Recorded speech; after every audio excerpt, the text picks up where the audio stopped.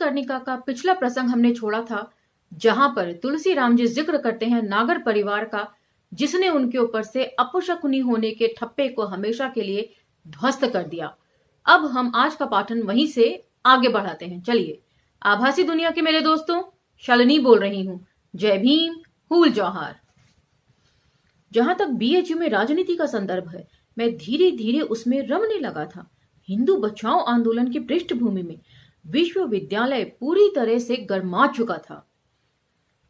PAC की truck से कुचलकर एक छात्र की मृत्यु से वातावरण तनावपूर्ण बना हुआ था। इसीलिए 1966 में बीएचयू के स्वर्ण जयंती यानी 50वीं वर्षगांठ मनाने वाले समारोह को 1 साल के लिए स्थगित कर दिया गया था। इससे पहले भी कई प्रसंगों में वे इस बात का जिक्र कर चुके हैं कि कार्यक्रम जो है वो अगले साल पर स्थगित कर दिया जाता है, स्वर्ण जयंती समारोह। लेकिन किस वजह से किया जाता है, उसकी वजह यहां पर पूरी तरीके से वे एक्सप्लेन कर रहे हैं। ठीक उसी समय वहां के तत्कालीन वाइस चांसलर एनएच भगवती का कार्यकाल भी समाप्त होने वाला था। उस समय प्रो वाइस चांसलर थे एससी बीजावत। इस बीच छात्र संघ का अप्रत्यक्ष प्रणाली से ही चुनाव हुआ, जिसमें आरएसएस की सुरजीत सिंह डंग कम्युनिस्ट दीपक मलिक को मात्र 10 वोट से हराकर अध्यक्ष चुने गए थे। सन 1967 में पहली बार बाकायदा छात्र संघ का प्रत्यक्ष चुनाव हुआ और इंजीनियरिंग कॉलेज के देवव्रत मजूमदार छात्र संघ के अध्यक्ष चुने गए। उसी समय देश का चौथा आम चुनाव संपन्न हुआ और पहली बार 9 राज्यों में कांग्रेस हार गई और उत्तर प्रदेश, बिहार, बंगाल, पंजाब, तमिलनाडु आदि प्रमुख प्रांतों में विपक्षी दलों की संयुक्त सरकारें सत्ता में आईं। सन 1967 में जो कांग्रेस विरोधी मोर्चा बना था, उसमें आरएसएस संचालित जनसंघ के साथ कम्युनिस्ट पार्टियां भी शामिल थीं। पहले ही बता दें कि हिंदू बचाओ आंदोलन में भी ये सारी पार्टियों ने मिलकर समर्थन दिया था उस आंदोलन को। जैसा कि उत्तर प्रदेश में कम्युनिस्ट पार्टी के रुस्तम सैटिन तथा झारखंडे राय 2 मंत्री थे और कांग्रेस से निकलकर भारतीय क्रांति दल के नेता चरण सिंह मुख्यमंत्री थे। जनसंघ के लोग भी सरकार में शामिल थे। यद्यपि 1967 में पूरी तरह से मार्क्सवादी नहीं बन पाया था, किंतु सांप्रदायिकता के चलते संघ परिवार का कट्टर विरोधी था। आम चुनावों का बीएचयू की छात्र राजनीति में गहरा प्रभाव था। उसी समय डॉक्टर त्रिगुण सेन विश्वविद्यालय के नए वाइस चांसलर बनकर आए थे। उनके आने के समय विश्वविद्यालय का माहौल बिल्कुल गर्मा गया था। डॉक्टर सेन कलकत्ता से मुगल सराय तक किसी ट्रेन से आए। बीएचयू के कुछ छात्र मुगल सराय में उनके डिब्बे पर चढ़ गए और छात्रों की मांग के समर्थन में नारे लगाने लगे। छात्र में उन्होंने डॉक्टर सेन का स्वागत भी किया। परिणाम स्वरूप डॉक्टर सेन ने छात्रों की सभी मांगों को स्वीकार कर लिया, यहां तक कि उन्हें विश्वविद्यालय की विभिन्न कक्षाओं में खुली भर्ती का भी आदेश दे दिया। डॉक्टर सेन के आते ही बीएचयू में पूर्ण रूपेण शांति का वातावरण स्थापित हो गया और 1967 में बड़े पैमाने पर स्वर्ण जयंती का कार्यक्रम शुरू हो गया। ये पूरे प्रसंग को पढ़कर बिल्कुल ऐसा लगता है कि जो फिल्मों में एक माहौल दिखाया जाता है, जो छात्र संघ की शक्ति दिखाई जाती है, वो बहुत ज्यादा अतिशयोक्ति नहीं उसको कहा जा सकता।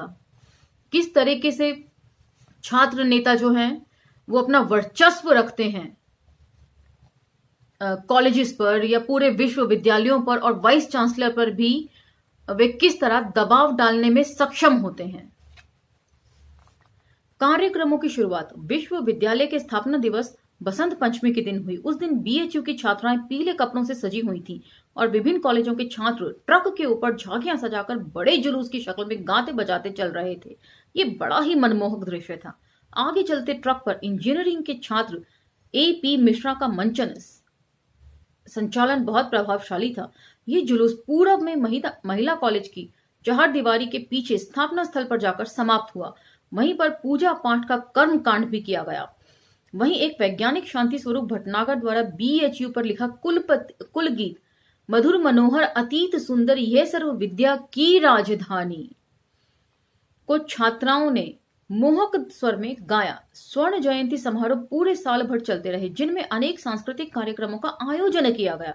एक तरफ पंडित किशन महाराज तथा गोदई महाराज के तबले की गरज थी, तो दूसरी ओर बिस्मिल्लाह खां की शहनाई की गूंज। शहनाई के संदर्भ में मुझे याद आता है कुछ छात्रों की लफंगई। सर सुंदरलाल अस्पताल के प्रांगण में बिस्मिल्लाह खां का शहनाई वादन चल रहा था। वे शास्त्रीय रागों पर आलाप फूंक रहे थे। बीच में अनेक छात्र टोका टाकी करते हुए कहने लगे, चैता बजावा चैता। अंतोतगत्वा जब टोका टाकी नहीं रुकी तो खान साहब दुखित होकर यह कहते हुए मंच से चले गए कि मैं बीएचयू में फिर कभी शहनाई बजाने नहीं आऊंगा। क्या इसे सांप्रदायिकता के श्रेणी में रखा जा सकता है कि बिस्मिल्लाह खां साहब जब बजा रहे थे शहनाई तो कुछ लोगों को बहुत तकलीफ हुई उससे, उन्हें इंटेंशनली रोका गया टोका टाकी करके। उस दिन ऐसे कुछ छात्रों की वजह से सारा कार्यक्रम चौपट हो गया था। बाद में कई अन्य कार्यक्रमों में भी कुछ छात्रों की हुड़दंगबाजी जारी रही।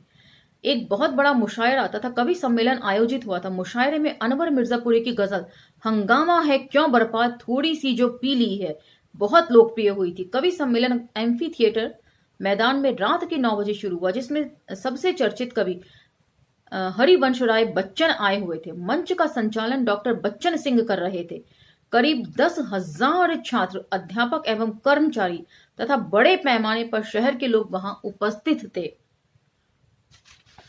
सबकी तरफ से मांग आई कि बच्चन जी मधुशाला सुनावे। मैं श्रोताओं के मंचन के निकट ही बैठा था। बच्चन जी ज्यों ही खड़े हुए चारों तरफ से तालियों की गूंज उठी।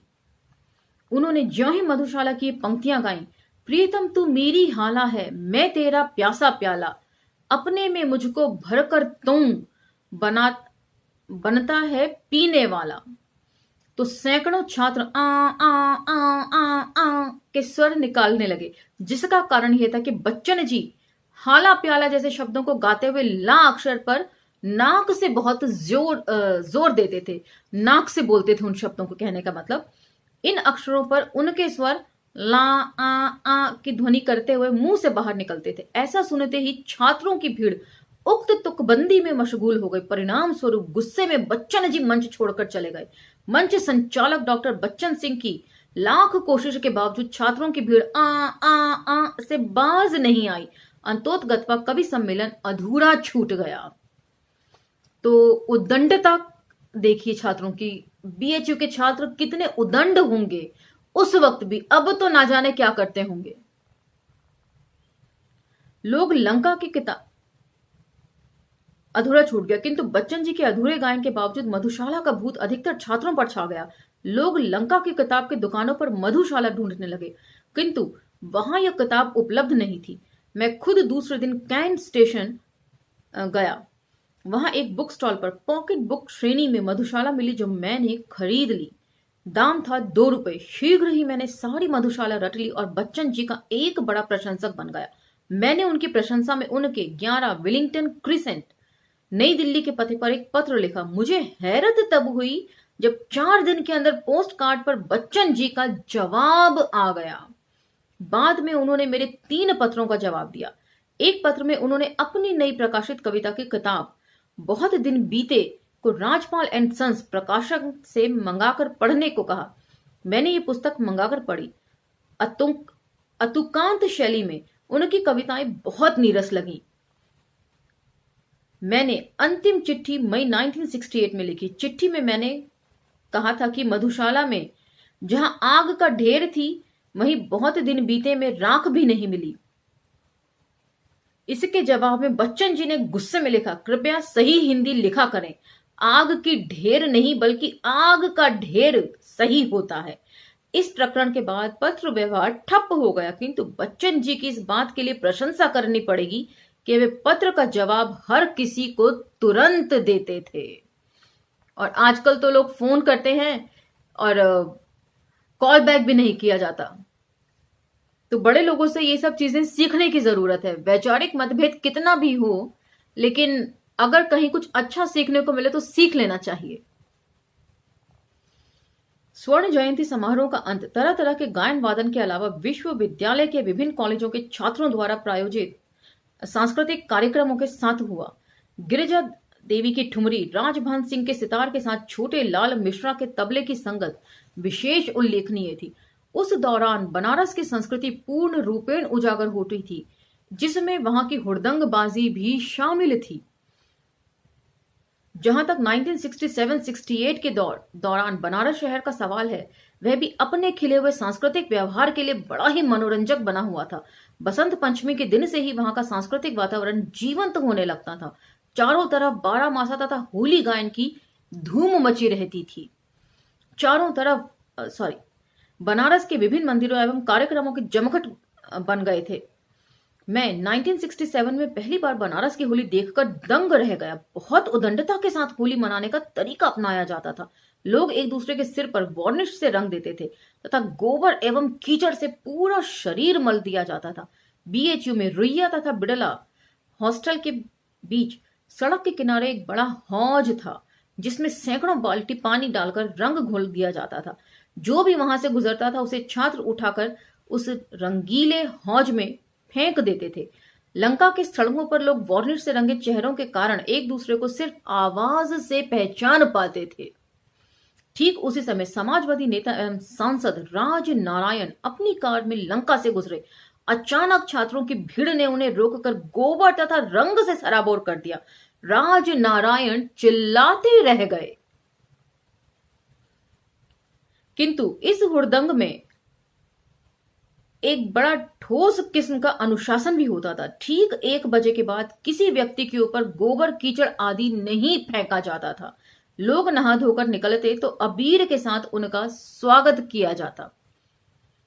जीवन में पहली बार मेरा सिर वार्निश से रंग दिया गया था, जिसे मैंने मिट्टी के तत्व तेल यानी केरोसिन से छुड़ाकर धोया था।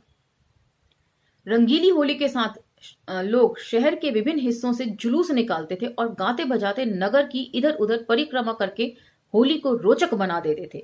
लंका से गोदौलिया तक गए एक होली जुलूस में मैं भी शामिल हुआ था। लोग अपने घरों की छत से बाल्टी में रंग भर भर कर जुलूस पर फेंकते थे। शाम के समय में दशाश्वमेध घाट पर गया। वहां महामूर्ख सम्मेलन आयोजित किया गया था। बनारस की प्रमुख होली तुक्कक धर्मशील चतुर्वेदी की रसिक कविताओं का लोग खूब आनंद ले रहे थे। वहीं दूसरी तरफ बड़े बड़े बजड़ों यानी छतदार नौकाओं पर भांग पीसते हुए और पीते और होली की धुन पर लोग मस्ती बिखेर रहे थे। भांग बनारसी जीवन का अभिन्न अंग है।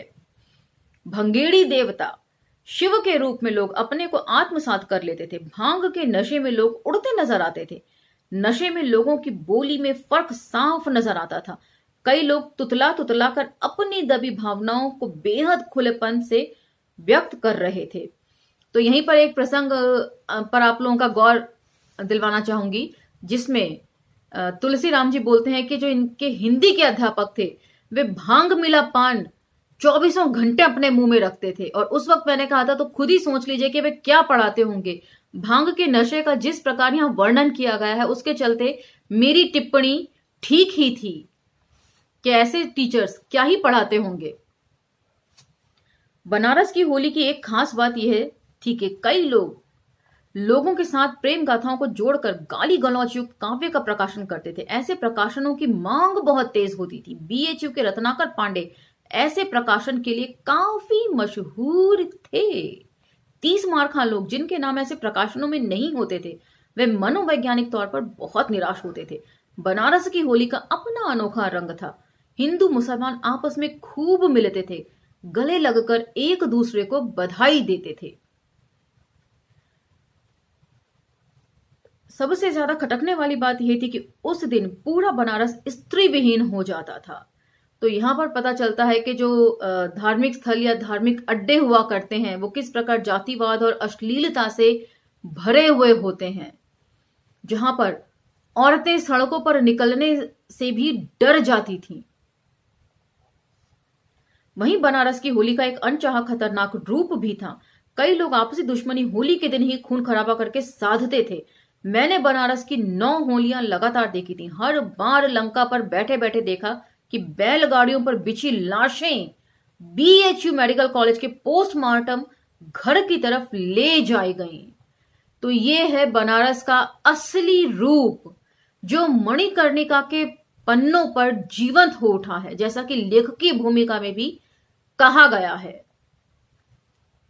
दुर्गा पूजा विजयदशमी की मासिक पूर्व संध्याओं पर पूरा शहर रामलीला मंचन, बिरहा, कजरी गायन, कव्वाली तथा अन्य विधाओं के नाच गान से गूंजने लगता था। रामनगर का राम रावण युद्ध, चेतगंज की नटकटैया तथा नाटी इमली के भरत मिलाप आदि की चर्चा हर बनारसी की जबान पर होती। ऐसे तमाम कार्यक्रमों में मैं देर रात तक घूम घूम कर श्रोताओं दर्शकों में शामिल होता। दुर्गा पूजा के अवसर पर सोनारपुर चौमुहानी पर रात भर चलने वाली कव्वाली गायन के कार्यक्रम की याद आज भी ताजा हो उठती है। इलाहाबाद से आए एक कव्वाल ने जब इन पंक्तियों को गाया, हुस्न की देवी नहान करती गंगा जी के पानी में, रह रहकर वे आग लगाती गंगा जी के पानी में, तो ऐसा लगा था कि मानो पूरा बनारस प्रज्वलित हो उठा। बनारस में ऐसे कार्यक्रमों का आयोजन हर साल हुआ करता था। हर जून के अंतिम सप्ताह में करीब 7 दिन सारी रात संकट मोचन मंदिर में हनुमान जयंती के अवसर पर शास्त्रीय गायन एवं वादन का समारोह चलता रहता था। वहां के श्रोताओं में भी मैं रात भर शामिल रहता। संकट मोचन में ही मैंने पहली बार निखिल बनर्जी जैसे कलाकारों का सितार वादन तथा सुमति मुटाटकर जैसी गायिकाओं का शास्त्रीय गायन सुना था। बनारस की मुकुंदी की भांड मंडली बहुत चर्चित हुआ करती थी। जून 1968 में पहली बार मैंने औड़ी हार के पास एक शादी समारोह में इसे देखा था। मुकुंदी भांड महिला मंडली इसलिए ज्यादा चर्चित थी कि इसमें वैश्याओं का नृत्य हुआ करता था।